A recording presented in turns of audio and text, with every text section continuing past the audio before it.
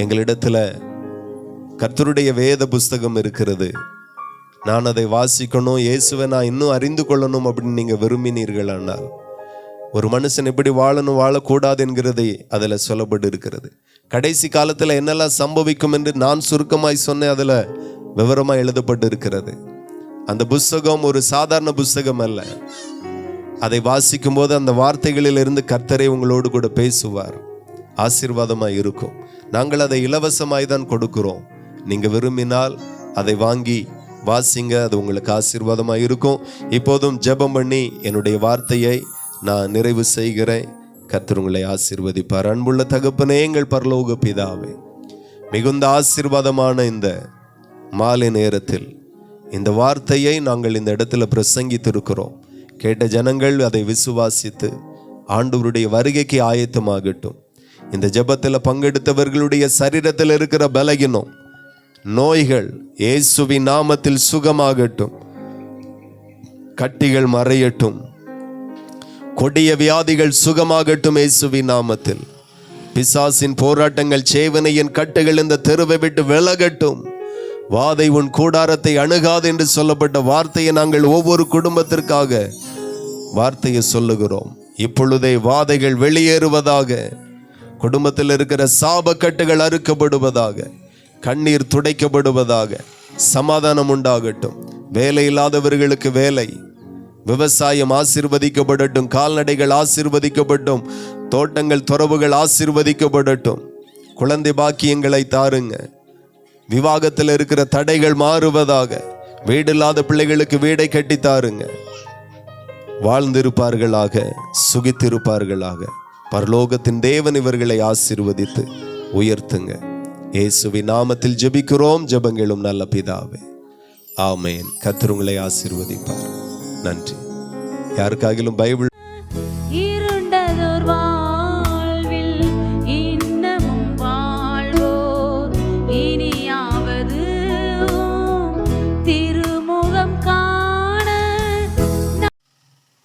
இயேசு கிறிஸ்துவின் நாமத்தில் இந்த பகுதியில் குடியிருக்கிற ஒவ்வொரு குடும்பங்களையும் ஏசப்பாவின் மகிமை உள்ள நாமத்தில் வாழ்த்துகிறோம். ஆண்டவர் உங்களை ஆசீர்வதிப்பாராக. உங்கள் துக்கம் சந்தோஷமாய் மாறும் என்று ஆண்டவர் வேதத்தில் எழுதியிருக்கிறார். உங்கள் வாழ்க்கையில் இருக்கிற துக்கங்களை பரலோகத்தின் ஆண்டவர் மாற்றித்தர வல்லவராயிருக்கிறார். மருந்தால் மாற்ற முடியாததை, பணத்தால் மாற்ற முடியாததை பரலோகத்தில் இருக்கிற சர்வ வல்லமை உள்ள தேவன் அவர் உங்களுக்கு மாற்றி கொடுப்பார். அவர் வல்லமை உள்ள தேவன். இப்போதும் இந்த தெருவில் ஒரு 15-20 நிமிடங்கள் ஜெபமும் வேதத்திலிருந்து சில வார்த்தைகளும் இந்த இடத்தில் பிரசங்கிக்கப்பட இருக்கிறது. நீங்கள் விரும்பினால் இந்த இடத்துல நடக்க இருக்கிறதான ஜெபத்தில் நீங்கள் பங்கெடுக்கலாம்.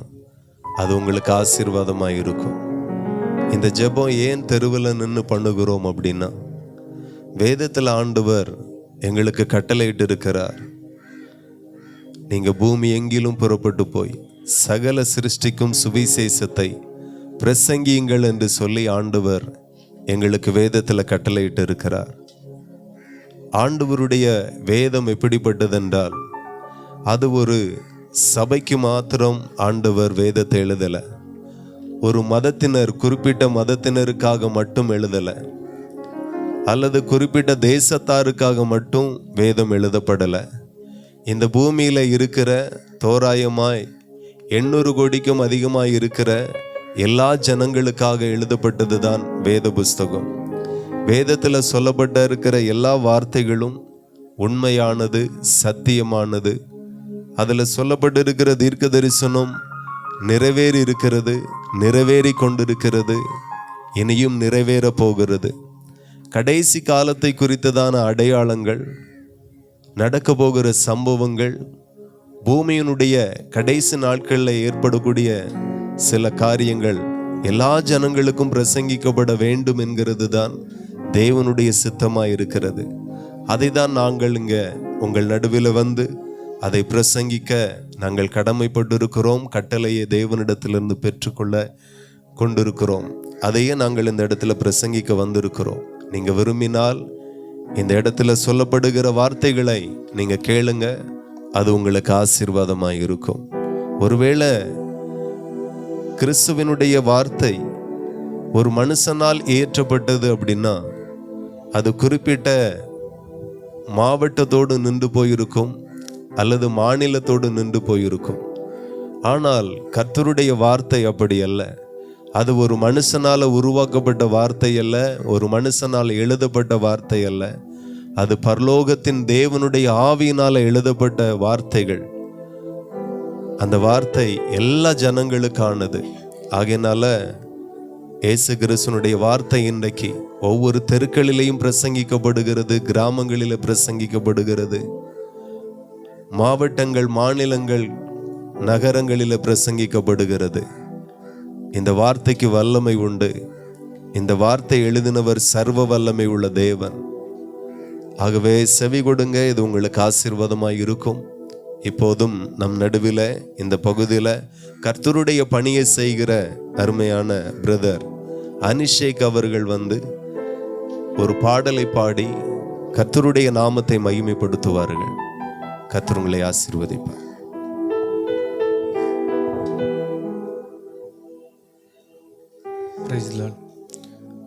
நாம் ஒரு பாடலை பாடுவோம். உங்கள் துக்கம் சந்தோஷமாய் மாறும், உங்கள் கவலைகள் கண்ணீர் எல்லாம் மறைந்துவிடும். உங்கள் துக்கம் சந்தோஷமாய் மாறும், உங்கள் கவலைகள் கண்ணீர் எல்லாம் மறைந்துவிடும். கலங்காதி மகனே, கலங்காதி மகளே, கலங்காதி மகனே, கலங்காதி மகளே. என் இயேசு கைவிட மாட்டார், நம் இயேசு கைவிட மாட்டார். கடந்ததை நினைத்து கலங்காதே, நடந்ததை மறந்துவிடு.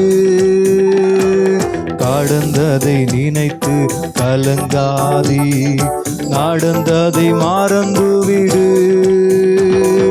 கர்த்தர் புதியன செய்திடுவா, இன்றே நீ காண்பா. கர்த்தர் புதியன செய்திடுவா, இன்றே நீ காண்பா. இதை இன்றே நீ காண்பா, இதை இன்றே நீ காண்பா. கலங்கிடவே வேண்டா, கலங்கிடவே வேண்டா, கலங்கிடவே வேண்டா, கலங்கிடவே வேண்டா. நம் இயேசு கைவிட மாட்டா, நம் இயேசு கைவிட மாட்டா. உங்கள் துக்கம் சந்தோஷமாய் மாறும், உங்கள் கவலைகள் கண்ணீர் எல்லாம் மறைந்துவிடும். உங்கள் துக்கம் சந்தோஷமாய் மாறும், உங்கள் கவலைகள் கண்ணீர் எல்லாம் மறைந்துவிடும். நொறுங்குண்ட இதயம் தேற்றுகிறா, உடைந்த உள்ளம் தாங்குகிறா. நொறுங்குண்ட இதயம் தேற்றுகிறா, உடைந்த உள்ளம் தாங்குகிறா.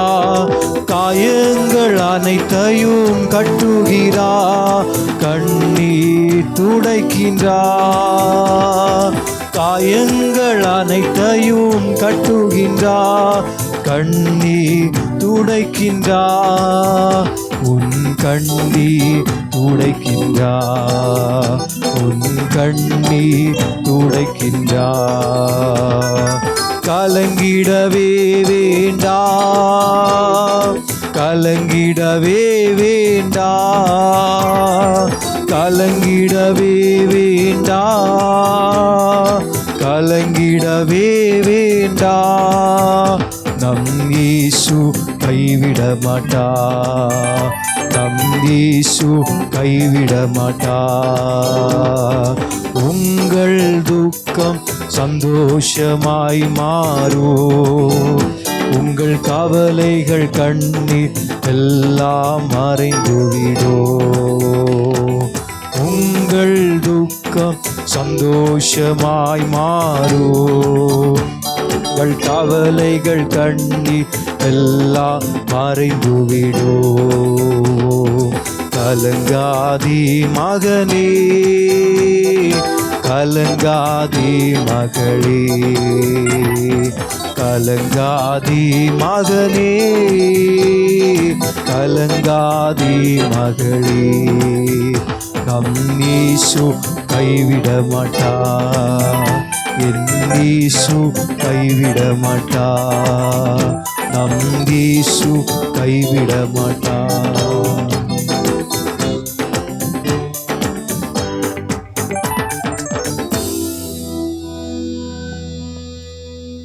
கர்த்தர் நல்லவர்.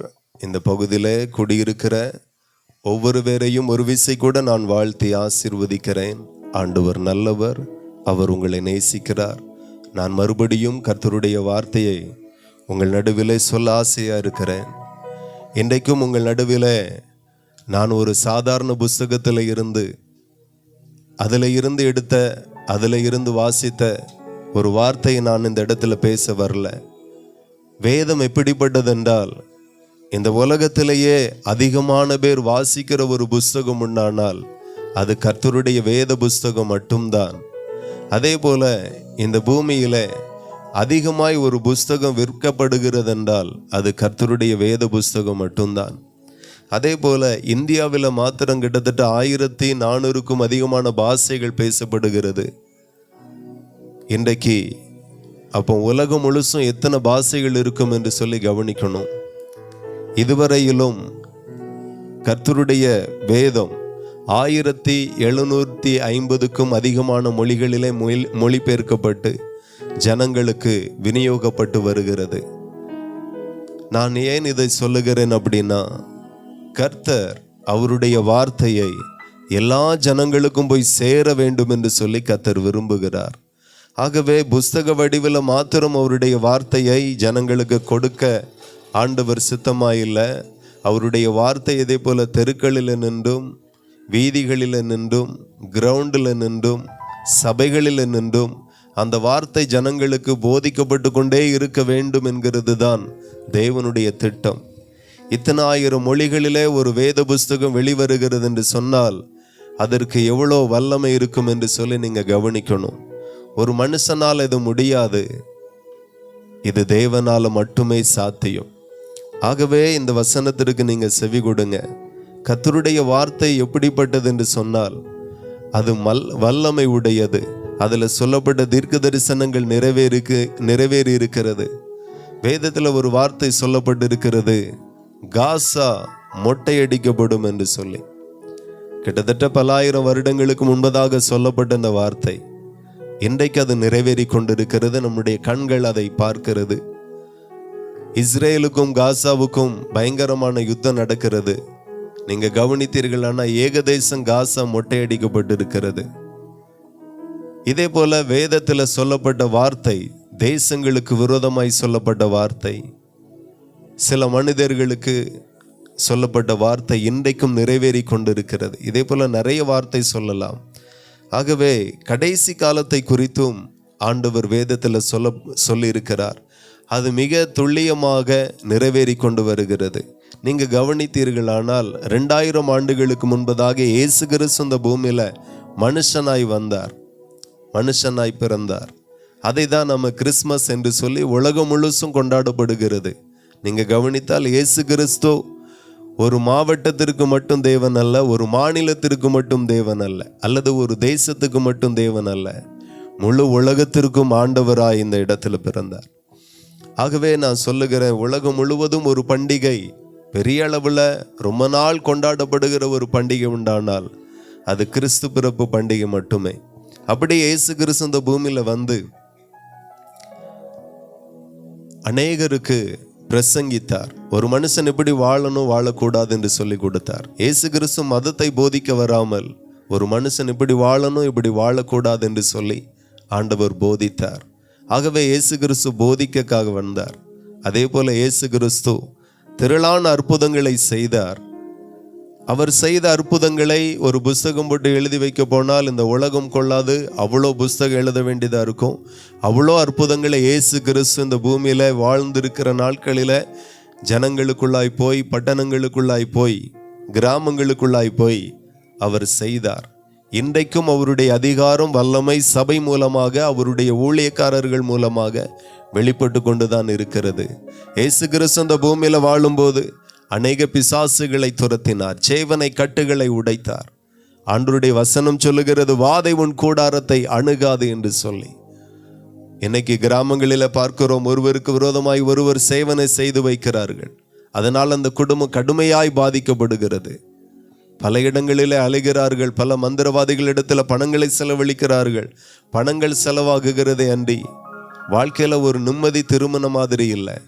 நான் சொல்லுகிறேன், பணத்தினால முடியாதது, அதிகாரத்தால முடியாதது, மந்திரவாதிகளினால முடியாததை இயேசு முடிய பண்ணுகிறார். இலவசமாக அநேகருடைய கண்ணீரை ஆண்டவர் துடைத்திருக்கிறார். அநேகருடைய சேவனை கட்டுகளை உடைத்திருக்கிறார். நாங்கள் கிறிஸ்துவை ஏன் ஏற்றுக்கொண்டோம் என்றால், எங்கள் குடும்பத்திலேயும் சேவனை கட்டுகள் இருந்தது.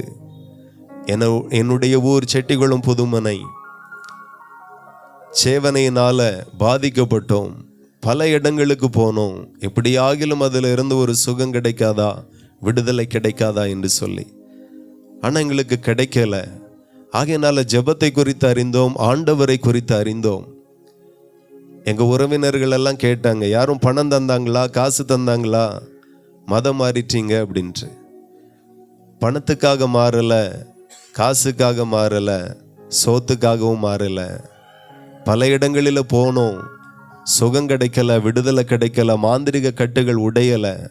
வேற வழி தெரியாமல் இயேசுவனிடத்தில் போனோம். அவருடைய வார்த்தையில் ஒன்று சொல்லுகிறது, நானே வழியும் சத்தியமும் ஜீவனுமாயிருக்கிறேன் என்று சொல்லி. அப்படியே வழி இல்லாமல் இருந்த எங்களுக்கு இயேசு அந்த நாட்களில் வழியாய் மாறினார். எங்கள் குடும்பத்தில் காணப்பட்ட சேவனையினால் வந்த பாடுகள், வியாதிகள் எல்லாவற்றிலையும் இருந்து ஆண்டவர் ஒரு விடுதலையும் சமாதானத்தையும் தந்து வாழ வைத்தார். ஆகையினால தான் நாங்கள் இயேசுவை பின்பற்றுகிறோம், இயேசுவை நேசிக்கிறோம், அவருக்காக எங்கள் வாழ்க்கையை அர்ப்பணித்திருக்கிறோம். அவரே மெய்யான தேவன் என்று சொல்லி நாங்கள் கண்ட தெய்வத்தை உங்கள் நடுவில் பிரசங்கிக்கிறோம். அப்படியே இயேசு கிறிஸ்து இந்த பூமியில் இருக்கும்போது அநேக அற்புதங்களை ஜனங்களுக்கு செய்தார். மதத்தை சார்ந்து செய்யாமல் மனிதர்கள் படுகிற பாடுகளை வைத்து அவர் செய்தார். இயேசு கிறிஸ்து கிறிஸ்தவர்களுக்கு மட்டும் அற்புதம் செய்யல, அவர் தேடி வந்த எல்லா ஜாதி ஜனங்கள், பாசைக்காரர்கள், எல்லா நாட்டவர் எல்லாருக்கும் அவர் அற்புதம் செய்தார். அப்படியே இயேசு அற்புதம் செய்கிறவரா இந்த பூமிக்கு வந்தார். அதே போல இயேசு கிறிஸ்து மூன்றாவது ஒரு காரியம், இந்த பூமியில ஒரு மனுஷன் பாவம் செய்தால் கட்டாயம் அந்த பாவத்திற்கு பலன் அவன் அனுபவித்தே ஆகணும். வேதம் சொல்லுகிறது, எதை விதைக்கிறாயோ அதை நீ அறுப்பாய் என்று ஆண்டவர் எழுதியிருக்கிறார். தீமை செய்தால், துன்மார்க்கமாய் வாழ்ந்தால் அதற்குரிய பலனை நிச்சயமாய் அவர்கள் அறுப்பார்கள். நன்மை செய்தாலும் அதற்கான பலன் உண்டு. இப்படி ஆண்டவரை அறியாமல், ஆண்டவருடைய வார்த்தை அறியாமல் இன்னைக்கு துன்மார்க்கமாய், பாவமாய், உலகத்திற்கு நேராய், விபச்சாரத்துக்கு நேராய், வேசித்தனத்திற்கு நேராய், கொலைக்கு நேராய், களவுக்கு நேராய் எத்தனையோ பேர் போறாங்க. அது மூலமாய் எத்தனையோ பேருடைய குடும்பத்தில் சாபம் இருக்கிறது. சாபத்தை உங்களை விட்டு எடுத்து போட ஒரு தேவனுக்கு மட்டும் வல்லமை உண்டு. அவர்தான் இயேசு கிறிஸ்து என்று சொல்லி பிரசங்கிக்கிறேன். இயேசு கிறிஸ்து பாவத்தை மன்னிக்க அதிகாரமுடையவராயிருக்கிறார். இயேசு கிறிஸ்து பாவத்தை மன்னிக்கிறவராயிருக்கிறார். இயேசு கிறிஸ்து உங்க குடும்பத்தின் மேல இருக்கிற சாபத்திற்கு தீர்வை தர வல்லவராயிருக்கிறார். நீங்க கவனித்தீர்களானால் சில குடும்பத்துல சாப கட்டுகள் இருக்கும். அது 2 தலைமுறையாய் 3 தலைமுறையாய் சில குடும்பத்தை தொடர்ந்து வரும்.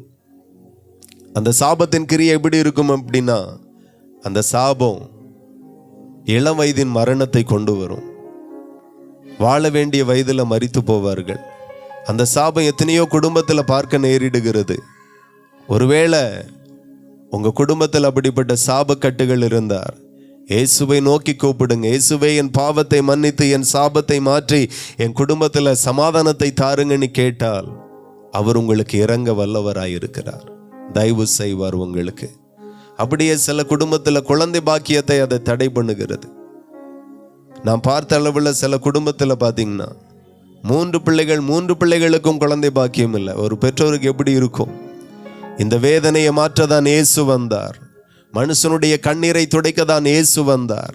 அவர் சொல்லுகிறார், உங்கள் துக்கம் இன்றைக்கு சந்தோஷமாய் மாறும் என்று சொல்லி அவர் மாற்றுவார்.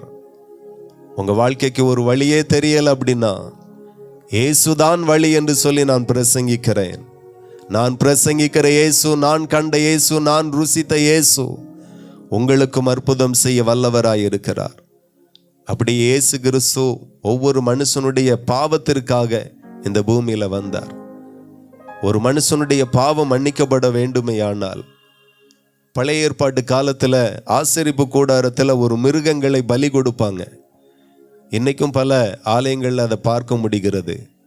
ஆனா இயேசு கிறிஸ்து இனி மனிதர்களுடைய பாவத்திற்காக ஒரு ஆடோ கோழி அடிக்கப்பட வேண்டாம், முழு உலகத்தினுடைய பாவத்திற்கு பரிகாரமாக என்னையே நான் பலியாக்குகிறேன் என்று சொல்லி இயேசு இந்த பூமியில வந்து தன்னையே பலியாக்கினார். இயேசு எனக்காக தான் மரித்தார், எனக்காக தான் சிலுவையை சுமந்தார், எனக்காக தான் சிலுவையில் இரத்தத்தை சிந்தினார் என்று விசுவாசித்தீர்கள். ஆனால் அவர் செலுத்தின பலியின் நிமித்தமாக வரக்கூடிய பாவ மன்னிப்பு உங்களுக்கும் உண்டாகும். அப்படி இயேசு கிறிஸ்து இந்த பூமியில இருக்கும்போது சீசர்கள் இருந்தார்கள். அவர்களிடத்தில் அவர் சொன்னார், நான் இந்த பூமியினுடைய கடைசி நாட்களில் மறுபடியும் இந்த பூமிக்கு வருவேன் என்று சொன்னார். அப்போதான் சீசர்கள் கேட்டாங்க, உம்முடைய வருகைக்கும் இந்த உலகத்தினுடைய முடிவுக்கும் அடையாளங்கள் என்ன அப்படின்னு கேட்டார்கள். அப்போதான் இயேசு கிறிஸ்து அநேக அடையாளங்களை வெளிப்படுத்தி கொடுத்தார், சொன்னார், தரிசனத்தில் காட்டி கொடுத்தார். இப்போ நாம இருக்கிற இந்த காலம் இந்த பூமியினுடைய கடைசி காலம். சமீபத்தில் ஒரு பெரிய ஆராய்ச்சியாளர் சயின்டிஸ்ட் மரித்தார். அவர் சொல்லிட்டு போனார், இன்னும் 100 வருஷம் கூட இந்த பூமி போகாது, இந்த பூமியினுடைய கடைசி விளிம்பில் நாம நிற்கிறோம் என்று சொல்லி. ஆகவே கடைசி நாட்களில் நடக்கிற அடையாளங்கள், கடைசி நாட்களில் என்ன நடக்கும் என்று சொல்லி எல்லா ஜனங்களுக்கும் பிரசங்கிக்கப்பட வேண்டும் என்கிறது தேவனுடைய சித்தமாய் இருக்கிறது. அதை தான் நாங்கள் இந்த இடத்துல சொல்லவும் நிறைவேற்றவும் வந்திருக்கிறோம். அப்ப நீங்க கேட்கலாம், இயேசு வந்தா என்ன, உலகம் அழிஞ்சா எனக்கு என்ன, நான் உண்டு, என் வீடு உண்டு, என் குடும்பம் உண்டு, என் பிள்ளைகள் உண்டு, நீ வாழ்ந்துட்டு இருக்கிறேன், இதில் என்ன இருக்கு அப்படின்னு நீங்க நினைக்கலாம். இல்லை, இயேசு கிறிஸ்துவனுடைய வருகைக்கும் இந்த உலகத்தினுடைய முடிவுக்கும் உங்களுக்கும் எனக்கும் சம்பந்தம் உண்டு. ஏன் அப்படின்னா இயேசு கிறிஸ்து வரும்போது ஒன்று நடக்கும். என்ன நடக்கும் அப்படின்னா, எல்லா மதங்களும் சொல்லுகிறது பரலோகம் உண்டு, நரகம் உண்டு அப்படின்ட்டு. அப்போ அநேக பேருக்கு ஆசை, எப்படியாகிலும் பரலோகத்துக்கு போயிடணும், எப்படியாகிலும் பரலோகத்துக்கு போயிடணும். எல்லாருடைய விருப்பமும் இதா இருக்கிறது. பரலோகத்துக்கு எப்படி போக முடியும்? நன்மை செய்தால் போயிடலாமா? வேதத்தில் அதற்கான வழியை ஆண்டவர் சொல்லி இருக்கிறார். ஒரு மனுஷன் இயேசுதான் மெய்யான தேவன் என்று விசுவாசிக்கணும். அவன் மனம் திரும்பி, பாவத்திலிருந்து மனம் திரும்பி தன்னுடைய வாழ்க்கையை கர்த்தருடைய வசனத்திற்கு ஒப்பு கொடுக்கணும். சபையில் ஆண்டவர் ஞானஸ்நானத்தை கொடுக்கிறார். ஞானஸ்நானம் மத மாற்றத்திற்காக கொடுக்கப்படாமல் பாவ மன்னிப்புக்காக கொடுக்கப்படுகிறது. ஒரு பாவ மன்னிப்புக்காக இந்த உலகத்தினுடைய சில குருக்கள் எத்தனையோ வழிகளை சொல்லுகிறார்கள். ஆனால் இயேசு சொல்லுகிற வழியை நான் உங்களுக்கு சொல்லுகிறேன். இயேசு கிறிஸ்து பாவத்தின் மன்னிப்பாகிய ஞான ஸ்நானத்தை ஆண்டவர் சபையில கட்டளையிட்டு இருக்கிறார். ஒரு மனுஷன் மனம் திரும்பணும், இனி பாவம் செய்ய மாட்டேன். ஆண்டவருடைய வசனம் சொல்லுகிறது, பாவத்தை மறைக்கிறவன் வாழ்வடைய மாட்டான், அவைகளை அறிக்கை செய்து விட்டு விடுகிறவன் இரக்கம் பெறுவான் என்று. அப்ப பாவத்தின் மன்னிப்பு எப்படி வரும் அப்படின்னா, இனி நான் பாவம் செய்ய மாட்டேன், தன்னுடைய வாழ்க்கையை ஒப்பு கொடுக்கணும், அர்ப்பணிக்கணும். அதுக்கு பிறகு ஞான ஸ்நானம் எடுக்கணும். மூன்றாவதாக பரலோகத்துக்கு போகக்கூடிய வழி என்ன? பரிசுத்தாவின் அபிஷேகத்தை ஆண்டவர் சபையில தந்திருக்கிறார். நீங்க கவனித்தீர்களான கிராமத்துல சிலருக்கு பேய் பிடிக்கும். அவங்க சொல்லுவாங்க, ஏதோ செத்த ஆவி பிடிச்சிருக்கு, அந்த தெருவில் ஒருத்தன் தீக்குளிச்சு இறந்தான், அவன்தான் பிடிச்சிருக்கிறான், இப்படியெல்லாம் சிலர் சொல்லுவாங்க, நம்ம கேள்விப்பட்டிருப்போம். ஆனால் ஒரு மனுஷனுக்குள்ளாய் ஒரு செத்த ஆவி, ஒரு பிசாசு உள்ள புக முடியும் அப்படின்னா, பரிசுத்த ஆவியானவர் யார் என்றால் அவர் கர்த்தருடைய ஆவியானவர், பிதாவின் ஆவியானவர். சபைக்கு வரும்போது, அவரை விசுவாசிக்கும் போது, ஞானஸ்நானம் எடுக்கும்போது அந்த மனுஷனுக்கு தேவ ஆவி பரலோகத்தின் தேவன் கொடுக்கிறார். தேவ ஆவியை பெற்ற என்ன நடக்கும் அப்படின்னா, தேவ ஆவியானவர் வல்லமை உடையவர், மகிமையானவர், பலனுடையவர். வசனம் சொல்லுகிறது, கர்த்தருடைய ஆவியானவர் எங்கே அங்கே விடுதலை உண்டு என்று சொல்லப்பட்டிருக்கிறது. கர்த்தருடைய ஆவியானவர் பயங்கரமான பவர்ஃபுல்லான ஆவியானவர்.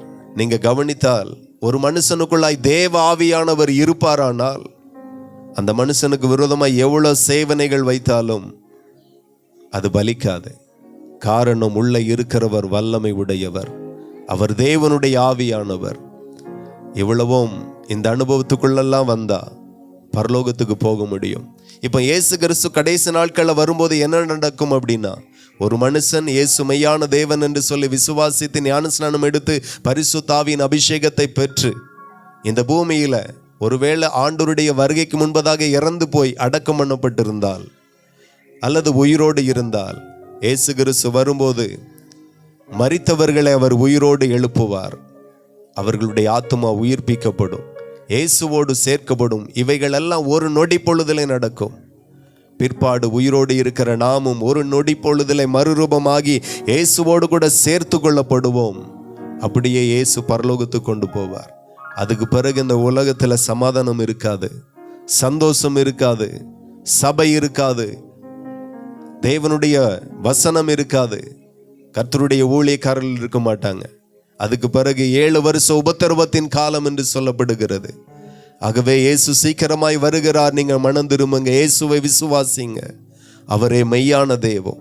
இப்போ கடைசி காலத்தில் என்ன நடக்கும் என்று சொல்லி சுருக்கமா ஒரு 5 நிமிஷத்திற்குள்ள என்னுடைய வார்த்தையை நான் முடிக்கிறேன். நீங்க விரும்பினால் வீடுகளிலிருந்து கூட என்னுடைய வார்த்தையை கவனிக்கலாம். கடைசி காலத்தில் ஒன்று நடக்குமா? வெளிப்படுத்தின விசேஷம் 13:15 ஆண்டவர் இவனமா எழுதியிருக்கிறார், மேலும் அம்மிருகத்தின் சொரூபம் பேசத்தக்கதாகவும் மிருகத்தின் சொரூபத்தை வணங்காத யாவரையும் கொலை செய்யத்தக்கதாகவும் மிருகத்தின் சொரூபத்திற்கு ஆவியை கொடுக்கும்படி அதற்கு சத்துவம் கொடுக்கப்பட்டது என்று சொல்லி வேதத்தில் எழுதியிருக்கிறது. ஒருவேளை நான் ஸ்பீடா வாசித்ததுனால உங்களுக்கு புரியாம கூட இருந்திருக்கலாம். ஒரு சொரூபம் பேசுமா, ஒரு சொரூபம் கொலை செய்யுமா?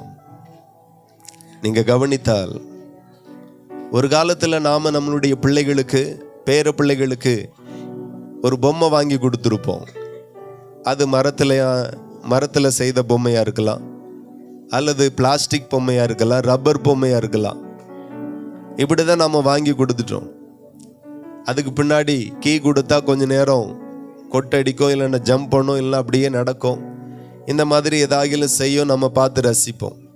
ஆனால் இன்னைக்கு வரக்கூடிய பொம்மைகள் எல்லாம் வித்தியாசம். ரோபோ நம்ம பார்க்கிறோம். பல இடங்களில் ரோபோ பண்ணுகிறாங்க.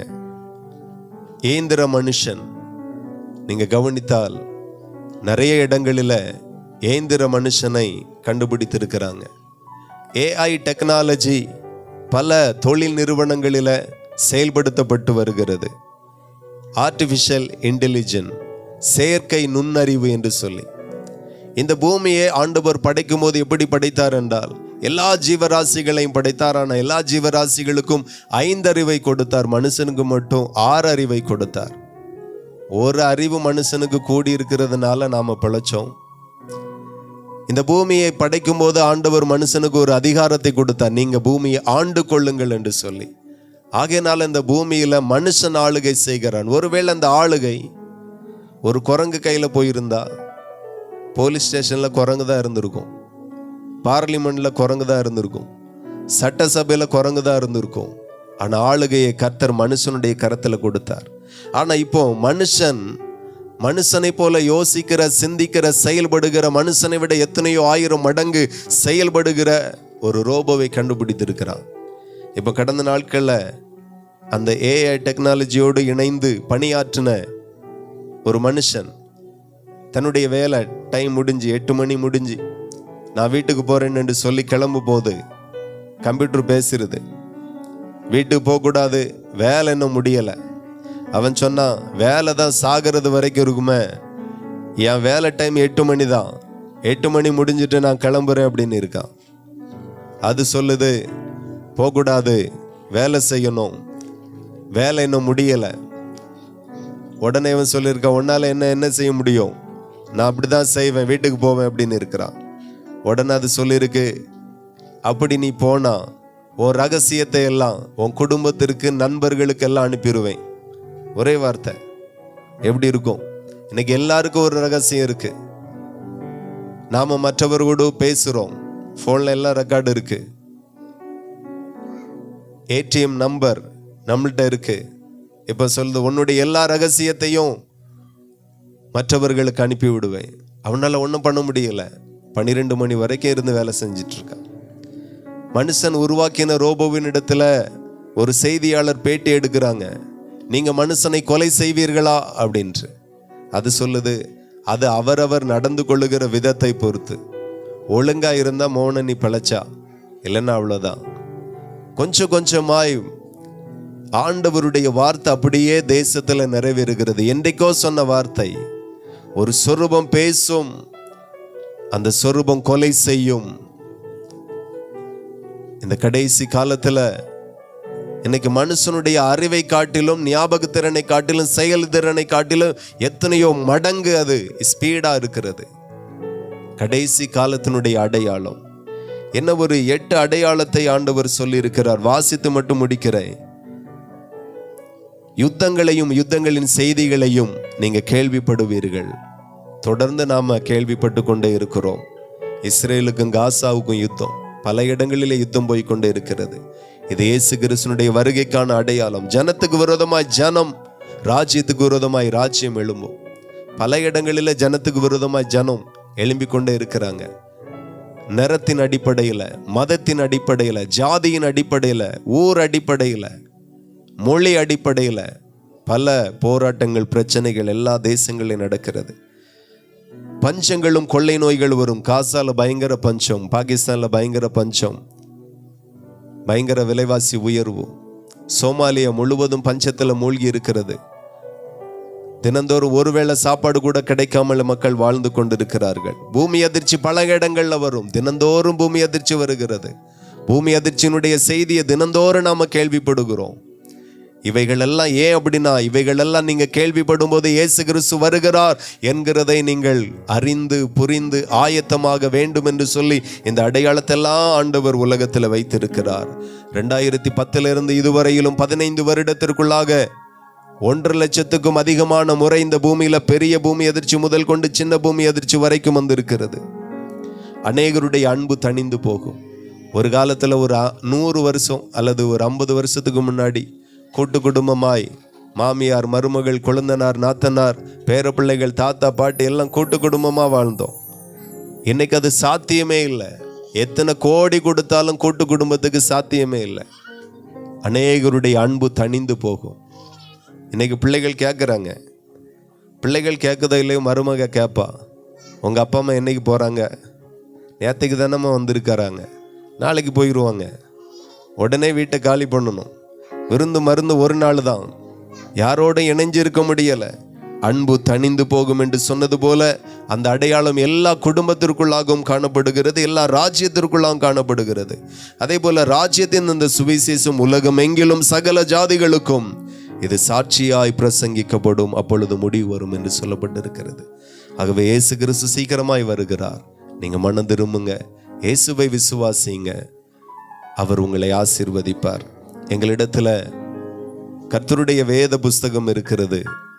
நான் அதை வாசிக்கணும், இயேசுவை நான் இன்னும் அறிந்து கொள்ளணும் அப்படின்னு நீங்க விரும்பினீர்களானால், ஒரு மனுஷன் எப்படி வாழணும் வாழக்கூடாது என்கிறதை அதில் சொல்லப்பட்டு இருக்கிறது.